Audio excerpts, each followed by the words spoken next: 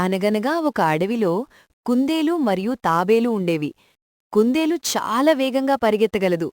అందుకే అది ఎప్పుడూ తన వేగం గురించి గొప్పగా చెప్పుకునేది. ఒకరోజు కుందేలు తాబేలును చూసి నవ్వుతూ, "నువ్వు ఎంత నెమ్మదిగా నడుస్తావో తెలుసా? నాతో పందెం వేస్తావా?" అనడిగింది. తాబేలు ప్రశాంతంగా నవ్వి, "సరే, మనం పందెం వెయ్యొచ్చు" అనంది. అడవిలోని జంతువులందరూ కలిసి పందెం కోసం ఒక మార్గం నిర్ణయించాయి. పందెం ప్రారంభమైంది. కుందేలు చాలా వేగంగా పరిగెత్తి చాలా దూరం వెళ్ళిపోయింది. తాబేలు మాత్రం నెమ్మదిగా కాని ఆగకుండా ముందుకు సాగింది. కొంతసేపటికి కుందేలు అనుకుంది, తాబేలు చాలా నెమ్మదిగా వస్తోంది. నేను కొద్దిసేపు ఈ చెట్టు కింద విశ్రాంతి తీసుకుంటాను అని చెట్టు కింద పడుకొని నిద్రపోయింది. ఇక తాబేలు మాత్రం నెమ్మదిగా ముందుకు సాగుతూనే ఉంది. చివరకు అది కుందేలును దాటి ముందుకు వెళ్లి గమ్యస్థానానికి చేరుకుంది.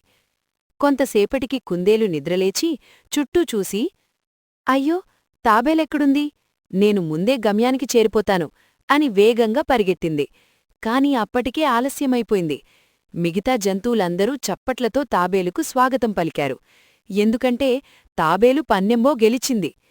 కుందేలు తాబేలును చూసి, "క్షమించు మిత్రమా, నిన్ను తక్కువగా అంచనా వేశాను. గెలవడానికి కేవలం వేగం కాదు, తెలివి మరియు సహనం కూడా అవసరం అని నిన్ను చూసి నేర్చుకున్నాను" అని చెప్పింది. చూసారా పిల్లలు, ఎవ్వరినీ తక్కువగా అంచనా వేయకూడదు. నెమ్మదిగా అయినా సరే కష్టపడుతూ ముందుకు సాగితే విజయం మనదే అవుతుంది. ఇంకా ఇలాంటి మంచి కథల కోసం టీ ఛాంపియన్ ఛానల్ను లైక్ చేయండి, సబ్స్క్రైబ్ చేసుకోండి.